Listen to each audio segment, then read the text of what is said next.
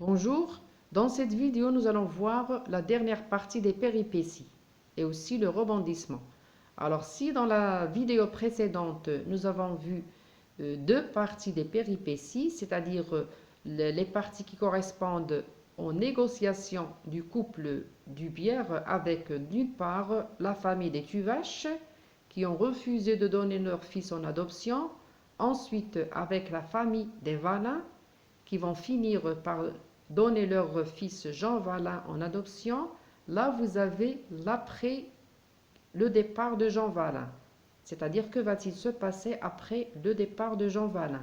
Donc là, c'est un passage que j'ai délimité à partir de les Tuvache sur leur porte jusqu'au mot et deux autres sœurs qu'il avait.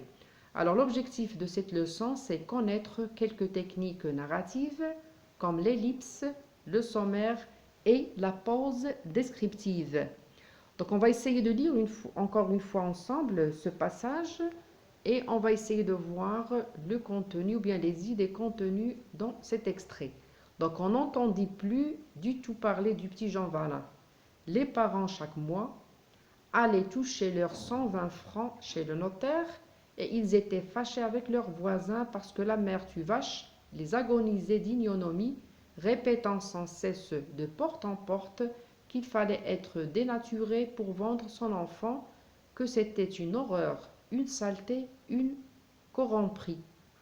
Et parfois elle prenait en ses bras son Charlot avec ostentation, lui criant comme s'il eût compris: je t'ai pas vendu, mais je t'ai pas vendu mon petit. Je vends pas mes enfants, mais je suis pas riche, mais vends pas mes enfants. Donc là, comme vous pouvez le remarquer, vous avez des mots qui sont coupés en abréviation. Donc là, c'est le langage des paysans, c'est le langage familier des paysans. Puis vous avez ensuite, et pendant des années encore des années. Ce fut ainsi chaque jour des allusions grossières qui étaient vociférées devant la porte de façon à entrer dans la maison voisine. La mère Tuvache avait fini par se croire supérieure à toute la contrée parce qu'elle n'avait pas vendu son fils Charlot. Là, il y a une petite erreur, pas venu, mais c'est pas vendu Charlot. Et ceux qui parlaient d'elle disaient: je sais bien que c'était engageant, c'est égal. Elle s'est conduite comme une bonne mère. On l'a citée et Charlot, qui prenait 18 ans, élevé dans cette idée qu'on lui répétait sans répit, se jugeait lui-même supérieur à ses camarades parce qu'on ne l'avait pas vendu. Les Valin vivotaient à leur aise grâce à la pension. La fureur inépaisable des Tuvache, restés misérables, venait de là. Leur fils aîné partit au service, le second mourut, Charlot resta seul à peiner avec le vieux père pour nourrir la mère et deux autres sœurs cadettes qu'il avait. Puis vous avez, donc là c'est la première partie de ce passage, c'est une partie qui correspond à la dernière partie des péripéties, puis on a là le rebondissement. Donc c'est quoi le rebondissement? C'est un fait imprévu ou inattendu qui relance la narration en donnant lieu à de nouvelles péripéties. Donc le rebondissement correspond au retour de Jean Valin, c'est-à-dire avec le retour de Jean Valin, il va y avoir une relance de la narration, c'est-à-dire nous allons assister à d'autres péripéties qui vont se suivre, c'est-à-dire c'est comme si on a un autre élément perturbateur, c'est-à-dire après le départ de Jean Valin, bien sûr, les relations se sont dégradées ou bien se sont dégradées entre les deux familles, les Valin et les Tuvache. Puis, bien sûr, ils ne vivaient plus comme avant, comme une seule famille, etc. Puis, il va y avoir le retour de Jean Valin qui va encore une fois perturber le récit. Et c'est pour cette raison qu'on parle de rebondissement dans le récit. Donc, le rebondissement commence à partir de il prenait 21 ans jusqu'à Charles debout sur le seuil de sa chaumière le regardait passer. Donc là, vous avez une idée qui résume un petit peu le contenu du passage précédent, plutôt le passage suivant, c'est-à-dire après le retour de Jean Valin, qu'est-ce qu'on peut remarquer? Son allure et son niveau de vie sont bien différents de ceux de ses parents biologiques. Donc, ce sont des choses que nous allons découvrir dans le passage suivant. Donc, il prenait 21 ans quand, un matin, une brillante voiture s'arrêta devant les deux chaumières. Un jeune monsieur avec une chaîne de montre en or descendit, donnant la main à une vieille dame en cheveux blancs. La vieille dame lui dit: C'est là, mon enfant, à la seconde maison. Et il entra comme chez lui, dans la masure des Valins. La vieille mère lavait ses tabliers, le père infirme sommeillait près de l'âtre. Tous deux levèrent la tête et le jeune homme dit: Bonjour papa, bonjour maman. Ils se dressèrent, effarés. La paysanne laissa tomber des mois son savon dans son eau et balbutia: C'était mon enfant, c'était mon enfant. Elle la prit dans ses bras et l'embrassa, en répétant Bonjour maman, tandis que le vieux, tout tremblant, disait de son ton calme qu'il ne perdait jamais: Te voilà, t'es revenu, Jean, comme s'il l'avait vu un mois auparavant. Et quand ils se furent reconnus, les parents voulurent tout de suite sortir le vieux dans le pays pour le montrer. On le conduisit chez le maire, chez l'adjoint, chez le curé, chez l'instituteur. Donc là, comme j'ai dit, nous avons parlé de rebondissement qui commence à partir de il prenait 21 ans, une brillante voiture s'arrêta devant les deux chaumières. C'est comme s'il s'agit d'un autre nœud qui commence et qui va encore une fois perturber une situation d'équilibre, c'est-à-dire les gens, les deux familles, les Valins et les Tuvache, se sont adaptés à leur nouvelle vie et ils vivaient séparément. Pourquoi? Parce qu'ils ne sont plus comme avant, après le départ de Jean, mais là, c'est la venue ou bien le retour de Jean Valin qui va encore une fois perturber cet équilibre. C'est pour cette raison qu'on parle de rebondissement, c'est-à-dire il relance la narration et là vous avez d'autres péripéties. Donc comment était la réaction de Charlot?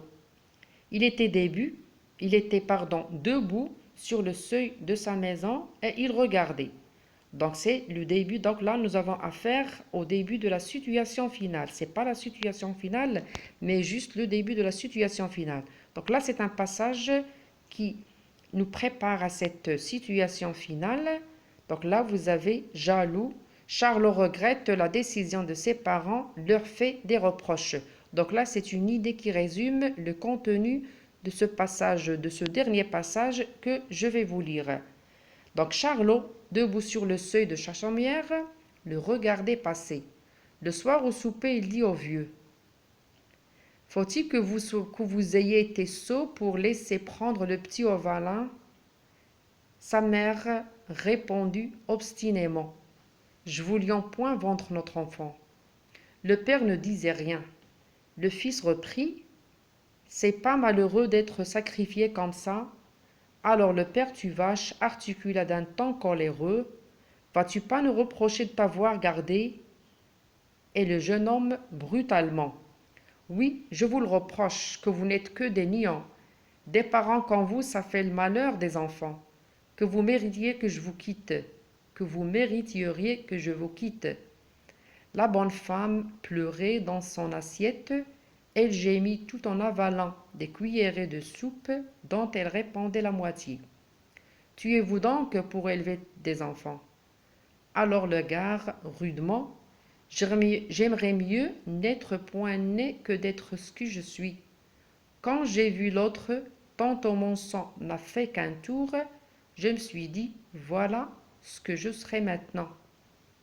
Et les mots qui sont marqués par le fleurissant, ce sont des mots qui mettent en valeur aussi bien le langage des familiers, le langage des paysans et le reproche que fait Jean Valin à ses parents. Alors, les questions que vous pouvez avoir sur ces deux passages que je viens de vous lire, donc là on peut vous demander par exemple de relever tous les indicateurs temporels de ce passage. Pourquoi les indicateurs temporels? Parce que c'est à travers ces indicateurs temporels que nous allons voir justement ces techniques narratives qui est l'ellipse et le sommaire. Ensuite, préciser l'intervalle entre chaque indicateur temporel. Pourquoi le narrateur a-t-il recours à ce procédé? Est-ce qu'on sait comment a vécu Jean Valin depuis son départ avec sa nouvelle famille? La vie des Valin a-t-elle changé? Le retour de Jean Valin est un fait imprévu? C'est un rebondissement dans le récit. Quelle péripétie déclenche-t-il? Que se passe-t-il le même soir chez les Tuvache? Que décide Charlot Tuvache de faire? Qu'est-ce qu'il décide de faire? Que décide-t-il? Puis, comment était la réaction de ses parents? Alors là, vous avez d'abord le contenu du passage. Donc ça commence par le départ de Jean Valin avec sa nouvelle famille, puis la détérioration, bien la dégradation des liens entre les deux voisins, c'est-à-dire les Tuvache et les Valin. Les Tuvache les couvraient d'injures et répétaient à tous les voisins qu'ils étaient de mauvais parents. Puis les Tuvache agissent par jalousie, bien évidemment. Puis vous avez l'amélioration de la vie des Valin grâce à la pension versée par la famille du Bière. Les Tuvache, quant à eux, ils continuent de vivre dans la misère. Donc leur fils aîné partit au service, le second mourut. Charlot resta seul à peiner avec le vieux père pour nourrir la mère et deux autres sœurs cadettes qu'il avait. Après le retour de Jean, quelle était la réaction de Charlot? Quel sentiment éprouvait-il? Donc là, vous avez les réponses. Donc les indicateurs utilisés les indicateurs temporels utilisés dans la nouvelle ou bien dans ces passages-là sont les suivants. Donc, et pendant des années encore, des années plus tard, quand il avait 21 ans, 3 mois plus tard, des années après, d'année en année. Donc là, j'ai donné d'autres exemples qui ne figurent pas dans le texte, mais juste pour vous montrer qu'on peut utiliser plusieurs moyens, bien plusieurs indicateurs temporels pour marquer l'ellipse. Et nous allons voir par la suite qu'est-ce que c'est que l'ellipse narrative. Donc, dans ces passages, le narrateur résume les événements qui sont passés après le départ de Jean Valin. Il s'agit d'un sommaire. C'est-à-dire quand on passe ou bien quand on résume les événements sans trop détailler, on parle de sommaire. Donc c'est un procédé qui permet d'accélérer le rythme de la narration ou bien du récit. Donc le sommaire, dans ce passage, le sommaire représente la détérioration des relations entre les Tuvache et les Valin. La mère Tuvache est fière de ne pas vendre son enfant et n'hésite pas à attaquer les Valin en les traitant de cupides et en qualifiant leur décision de honteuse et immorale, c'est-à-dire la décision de donner leur fils en adoption. Puis le narrateur met en comparaison les deux modes de vie des voisins après le départ de Jean Valin. Donc la vie des Valin a changé pour le mieux, grâce à la pension. La fureur inapaisable des Tuvache, restée misérable, venait de là. Donc l'origine de l'hostilité, c'est l'envie ou bien la jalousie. Donc les Valin vivaient mieux qu'avant. Par contre, les Tuvache, ils sont restés misérables. Donc là, vous avez les réponses qui sont soulignées ou bien qui sont marquées par le fluorescent. Les Valin ne ressentent aucun remords et ils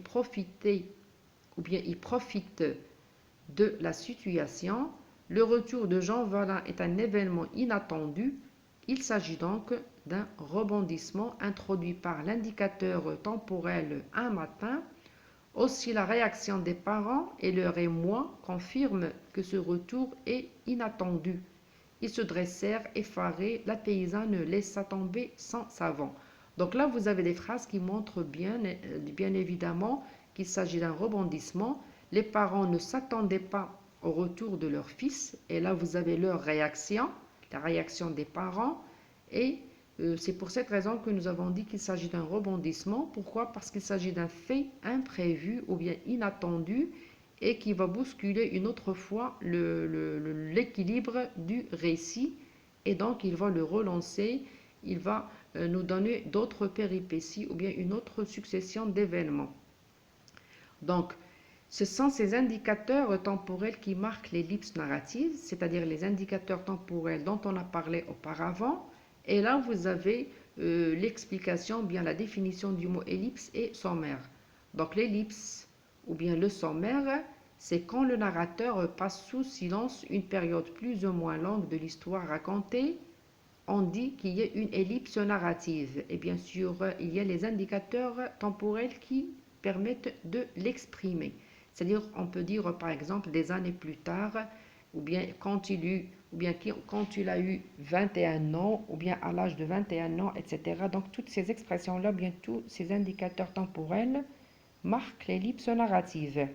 Puis, vous avez le sommaire qui sert à résumer les événements. Donc, l'ellipse et le sommaire permettent d'accélérer le rythme du récit. Ils sont marqués par les indicateurs temporels cités ci-dessus. Voilà donc pour cette vidéo. En attendant la dernière partie qui correspond à la situation finale, je vous souhaite une très bonne chance et à très bientôt.